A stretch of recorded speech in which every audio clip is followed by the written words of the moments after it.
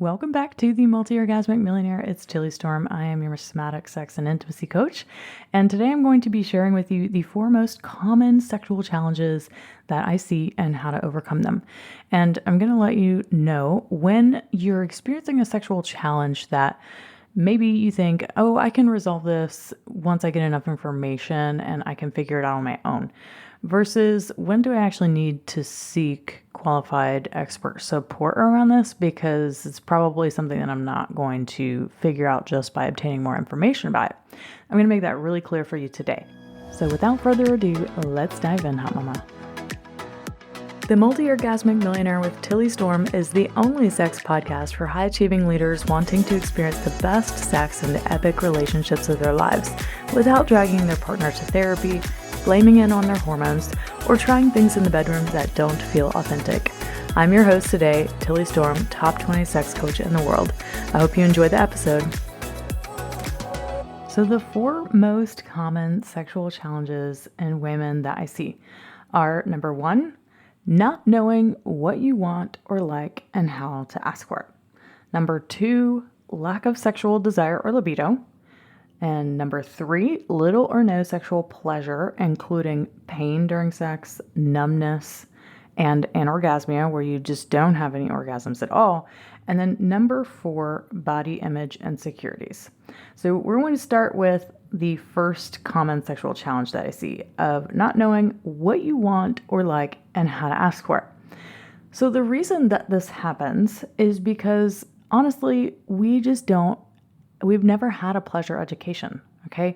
Most people got very little to no sexual education where they learned about STIs or they just learned, how to not have a baby, but they didn't learn anything about pleasure.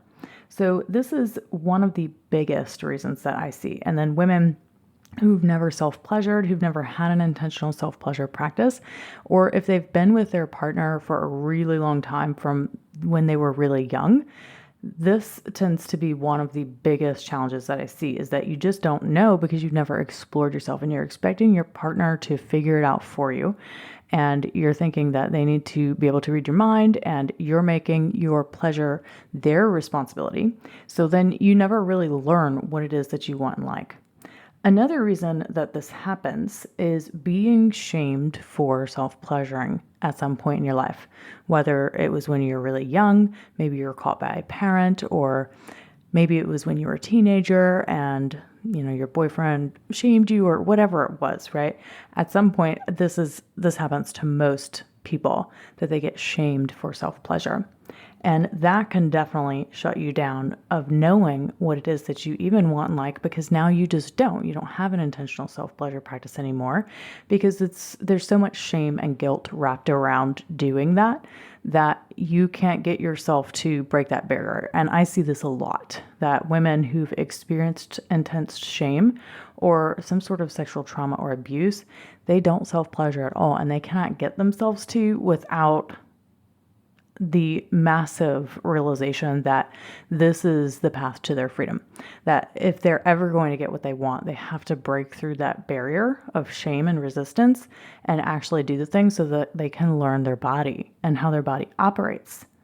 So another reason that you might not know what you want and like, and honestly, I think this is the most amazing part to learn about, is because you don't know your erotic language or the different flavors of sexuality that even exist.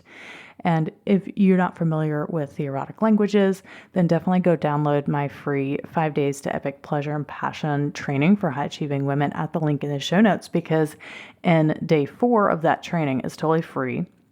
That's where I share with you all about the erotic languages. So if you don't know what I'm talking about, definitely go download that. The 4th reason that not knowing what you want or like and how to ask for it happens is people-pleasing tendencies, putting everyone's pleasure above your own. And this happens from our early conditioning that often teaches us that women's pleasure is last on the list, that it's never a priority, that pleasure is for men, or that pleasure is the thing you only give yourself at the end of the day after all of the boxes are checked and after your to-do list is complete.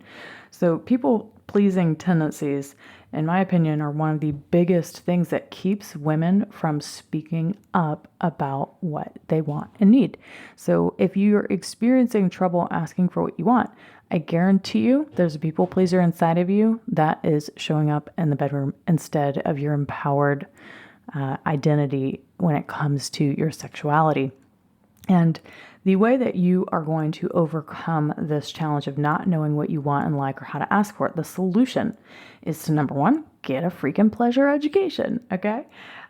You want to read books, read all of the books. You can start with books like Your Blueprint for Pleasure by Jaya, Come As You Are by Emily Nagoski, Women's Anatomy of Arousal. I think that one's by Sherry Winston. So you definitely want to read the books because they are going to give you that basic knowledge and understanding of your own body. Because I actually did a training for a group of women the other day, and I was researching some statistics on women's anatomy and how many United States American women don't know their anatomy. I'm going to read these numbers to you and it might completely shock you. Like, it's seriously hard for me to wrap my head around how this ever even happens, okay? But the truth is that 25% of US women don't know where the vagina is. Oh my God, okay? 25% of US women don't know where the vagina is. 46% of US women don't know where their cervix is. And 59% of US women misidentified the uterus on an anatomy test. And this is taken from a study that was conducted in 2020. 2020. This was several years ago. And it was conducted on 2,000 US women. You can find the article at thenewyorkpost.com.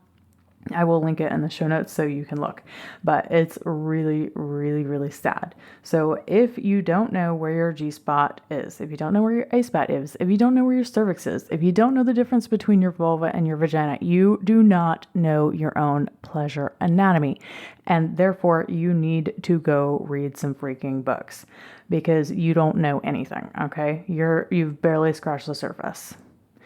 All right, so now that we've discussed challenge number one and the solution number one, which is just get an education, the second part of this solution to not knowing what you want and like and how to ask for it is to start intentional self-pleasure practice to discover what it is that you want and like. And for some people, they're not able to do this without support. Like I mentioned earlier, there can be so much shame and guilt and fear and disgust wrapped around the idea of self-pleasure for some people that they can't get themselves to even do that. Therefore, it's really, really helpful to have a coach work with you to give you audio guided practices so that you know what to do and you're not like left in the dark wondering, okay, what do I do now? What do I do now? Right? So that's the benefit of having a support person like myself to take you through these things and to show you what it is that you don't even know. All right, the next solution to this challenge is discovering your core erotic language. Your core erotic language gives you the language to communicate what it is that you want and like to a partner. Instead of making your partner responsible for figuring that part of you out, it is very much important for you to be able to learn your core map to pleasure. What turns me on? What is it that does it for me? How does someone get to me? And to be able to look at it through the lens of the 5 erotic languages is just so amazing, so that you can communicate it more efficiently and effectively to your partner. All right, so let's move on to challenge number 2, the lack of sexual desire or libido. Well, let's discuss the difference between these two real quick, okay? Sexual libido is not the same as sexual desire. Libido is about your body's ability to actually produce the hormones that can turn you on. So when you wonder, oh, maybe I need to get my hormones checked, maybe that's the reason for my lack of libido, then you're right in saying that it's about libido because you're talking about your body's physiology. Okay, lack of sexual desire is much more common than lack of libido. Lack of sexual desire is about more of an emotional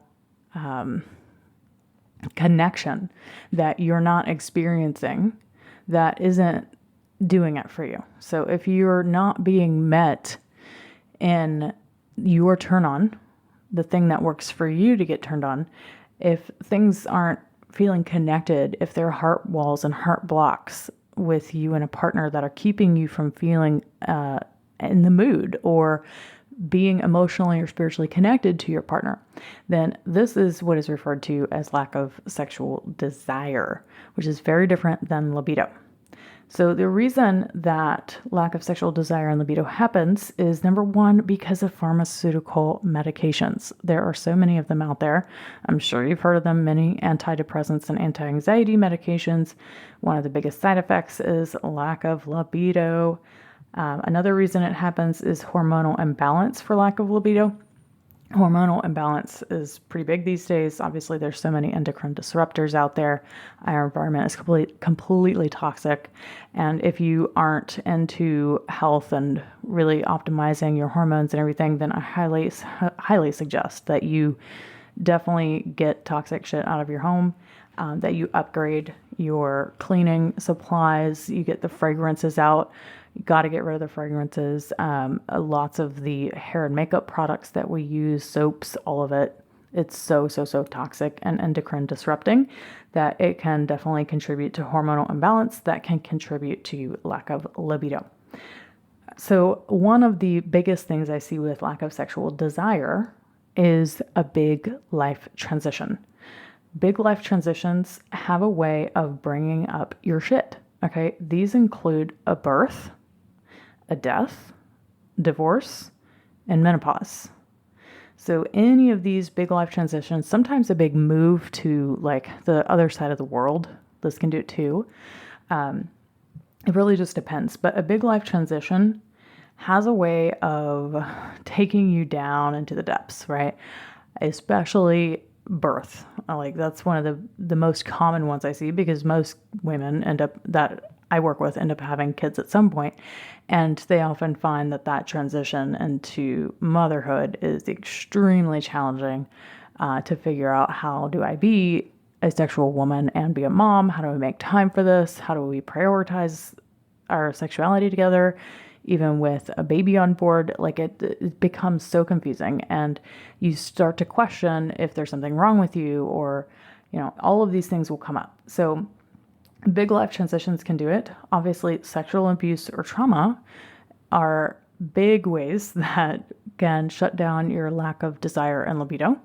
If you've experienced sexual trauma, abuse, or molestation, that's your unconscious brain saying, "Oh, being sexual is not safe. No. We're not going to do that." It can go the other way too, and make you crazy and make you go do very promiscuous sexual activities. But I tend to see it more that women shut down their desire and libido, and they feel like they're not sexual beings from that moment on. So if you've always, when women come on calls with me and I get to talk to them for the first time, I always ask if they're experiencing lack of sexual desire. Well, how long has that been going on? Did a big life transition make that occur? Like, did you notice after having kids that it kind of went down? Or did you experience any sexual abuse or trauma when you were really young and you've never felt sexual desire or libido, or you always thought it was really low? Because these things matter. Okay, so that gives me really big clues as to what the source of the lack of sexual desire is, so we can go in and really work with it. So the other reason that lack of sexual desire happens is anorgasmia, where you're just not having orgasms. You're like, what the hell? Like, why am I not experiencing everything that all of these other women tend to be experiencing? And I'm not. I must be broken. There must be something wrong with me. There's really nothing in it for me. Yeah, maybe I like the emotional connection, but I'm not getting what everyone else is. Obviously, that's going to make you not that interested in sex, because you're not getting the thing that most people want to get out of it, right? And also, this includes pain or numbness during sex. So, obviously, if you're not feeling anything or if you're experiencing pain, that's going to make you not want to have it. So, we definitely get to resolve these issues because this is like an obvious, like, of course, I don't want sex because every time I do, it hurts. Okay, great. Let's work with that. Let's heal that. Let's integrate that.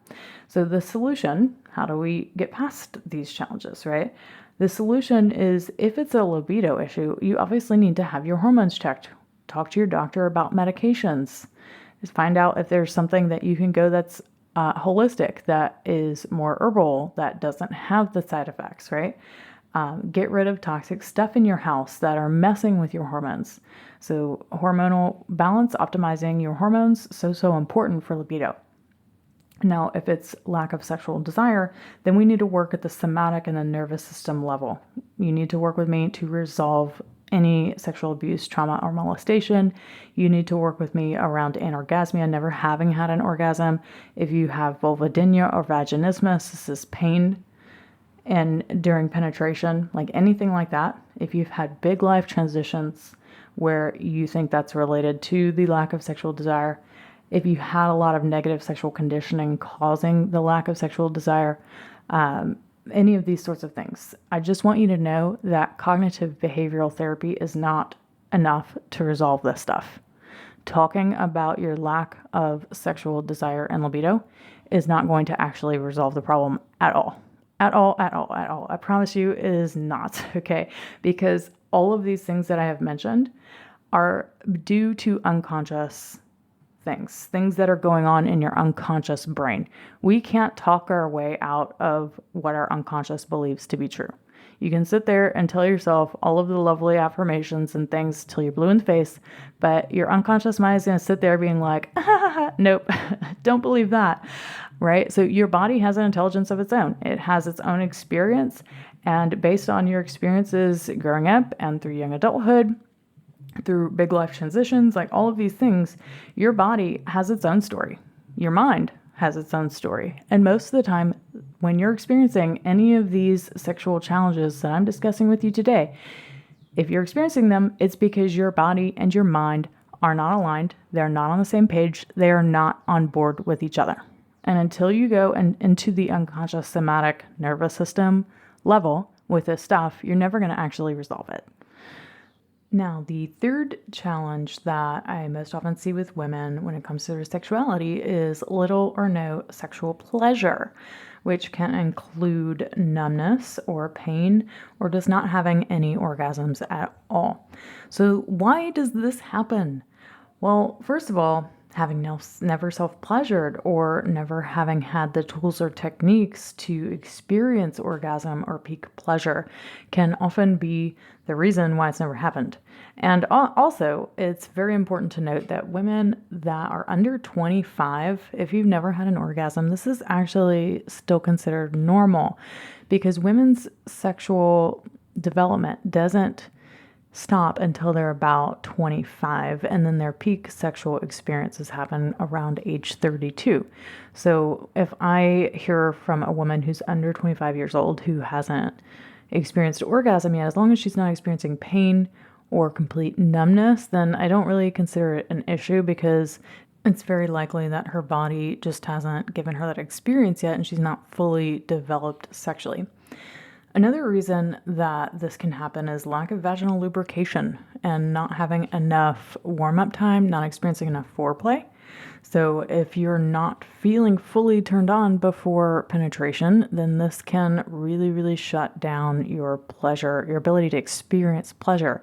So anytime you are experiencing penetration before you're ready or before your body is giving you the signs and signals that it's ready in terms of vaginal lubrication, this can often create pain instead of pleasure. So overriding your body's natural responses that are trying to tell you that you're not ready, but you overriding that actually shuts you down even more. Another reason that little or no sexual pleasure happens is that you have vaginal or vulva desensitization from an overuse of vibrators. Yes, it's true. You can absolutely become desensitized from vibrators. And the good news is you can absolutely resensitize yourself. Now, I know there's a lot of controversy over this, but honestly, I think anyone who says that you can't be desensitized from a vibrator, that's absolute bullshit. Because I think if you've ever used a vibrator, you know that for many, many women, the more that you use it, the harder it is to have an orgasm in any other way. I think that's pretty universal. Of course, there's some unicorns out there that are very much outliers, and that's not the case for them. But I'd say the vast majority of women absolutely do experience some form of desensitization, and it being more challenging and difficult to have an orgasm without a vibrator if they use it all the time. So another reason that this can happen with the little or no sexual pleasure is negative sexual conditioning from your family, religion, or society. Now, I talk about this a lot, but it's often the thing. It's often the thing that doesn't want to be talked about, the thing that you don't want to face, that is the reason for why you're experiencing what you're experiencing. So until you really go in and shift those stories and old behaviors and beliefs, then nothing's really going to change for you. Another reason that you'd have little or no sexual pleasure is sexual abuse, trauma, or molestation. I think that one's pretty obvious. It shuts your body down. So the solution for all of these things, well, you can start an intentional self-pleasure practice with a yoni egg, a jade egg, like I sell on my websites that you can buy and purchase at the link in the show notes. So jade eggs are so amazing for the ability to resensitize you, to help you get to know your body more, to give you the opportunity to learn what it is you want and like, number one. So it also helps with challenge number one we discussed today. And it also helps to help you become more sensitive in your vaginal canal. So if you've only ever experienced clitoral orgasms, but you want to experience internal orgasms, then a yoni egg, jade egg practice is the way to go to help you do that. Because trust me, you really won't know until you do it, but you're going to notice that your orgasm is way easier and way stronger and lasts a lot longer after doing regular jade egg practices. So if you've never tried a jade egg, I highly, highly suggest getting one. And if you download my 5 days to epic pleasure and passion training for high achieving women at the link in the show notes, I actually give you my how to start a jade egg practice e-guide in that training. So it's a mini course and it includes all of my freebie opt-ins that I've been giving for years. I put everything in one place. So you just go download that one thing, you'll get everything. So another solution to resolve the little or no sexual pleasure issue is to go 50-50 with the vibrator. If you're experiencing little or no pleasure from being numb or, just the orgasm not being that great, then if you can only orgasm with a vibrator, I don't ever suggest that someone just not give themselves pleasure, right? But if you go 50-50 with it, it gives your body the opportunity to learn a new way. So that is the only way that it's going to happen. If you only ever use a vibrator, then your body's never going to learn how to have an orgasm in a different way. So it can help you resensitize and give you the time and the space to build new neural pathways to get to orgasm. Another thing that you can do is to go cold turkey with the vibrator. And you can do an orgasm detox. Now, the cold turkey thing, that's for people who are really, really serious about no, I'm really sick of this. It's my life's mission to figure out how to have an orgasm in a different way. I understand that gung-ho, I'm going to make it happen thing. And I think there's periods of time where that could be appropriate, but I'm not on board with depriving your body of pleasure either. That you need to learn how to celebrate your pleasure in the way that it already comes to you. And the more that you give yourself permission to experience pleasure in the way that it does happen for you, if you do that at least, the 50% of the time, that's why I like 50-50 much better than cold turkey, because it shows your body that, hey, we're not going to deprive you of pleasure. We're still going to give you that, but we're also going to give us time to figure out a new way, right? And then the orgasm detox is just teaching your body that it can go to the edge of pleasure.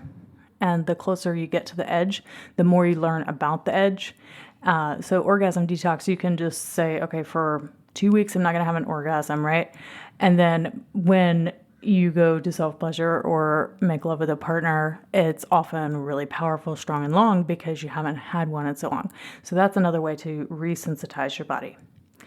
And of course, another solution to some of these challenges is that you can work at the somatic and nervous system level with me to resolve sexual abuse, trauma, molestation, to resolve anorgasmia or pain and numbness from sexual conditioning, like the negative stuff, right, that you get from religion, society, or from family, all of that stuff. And again, with little or no sexual pleasure, cognitive behavioral therapy, regular therapy is not going to cut it, because this is not a let's talk it out issue. This is a let's work with the body issue. And that's why somatic coaching is so great for this kind of stuff.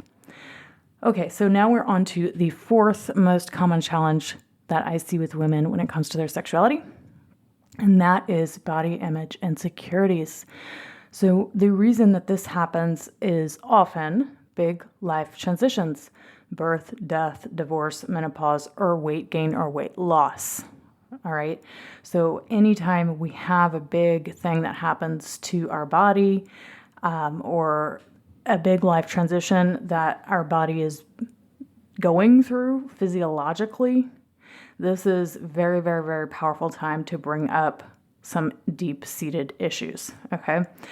Negative body image messages from family, media, and society. I think if you grew up in the 80s or 90s, you probably know all about this, or even the 70s or 60s, right? Like, our messaging was just so terrible. We had to be thin as possible and do Weight Watchers and all these things. Like, it was so horrible. So anybody who came out of being like growing up through those decades that doesn't have body image insecurities, you're kind of like a unicorn yourself, because most of us do. Another reason that body image insecurities happen is sexual abuse, trauma, or molestation. I think that one's pretty obvious. And one that I often see that I think a lot of people don't think about is perfectionism. Our inner little perfectionist that gets born from all of those messages from media, society, and culture that we got growing up, that we have to be perfect in order to be loved by men. In order to be desirable, we have to absolutely be perfect. So the solution to this is to do the inner work to resolve the insecurities from perfectionism and reverse external validation tendencies. How many of you look to men to validate your beauty? How many of you look to compliments from other people or from girlfriends to feel validated in your beauty, to feel that you're desirable, right?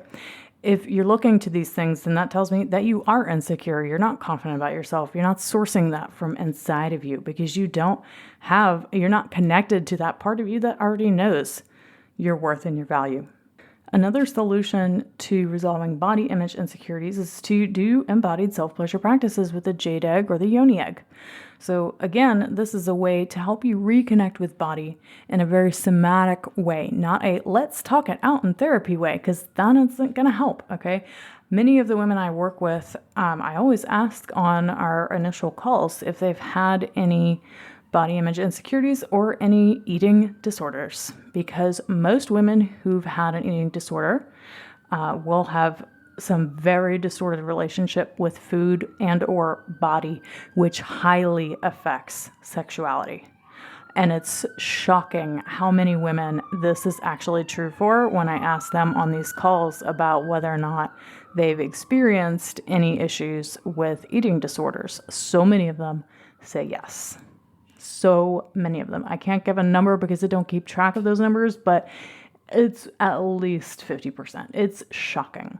So the way to really work with that and get to the root of it when it comes to how you feel about your body with your sexual self is to actually take the time to practice gentle, loving, compassionate presence with body, and to learn that your body has an intelligence and a mind of its own, and to make amends with that. And intentional self-pleasure is such a healing way to do that.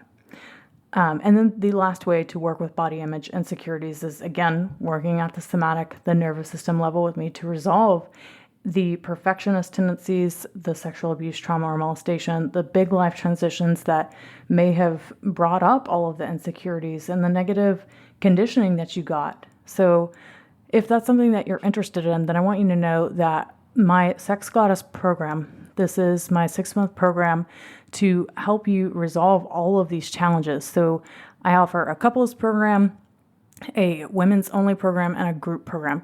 So the Sex Goddess one is my private coaching program for women, where we have so much time to go deep, to really, really, really get to the root of all of these 4 challenges that I just shared with you today.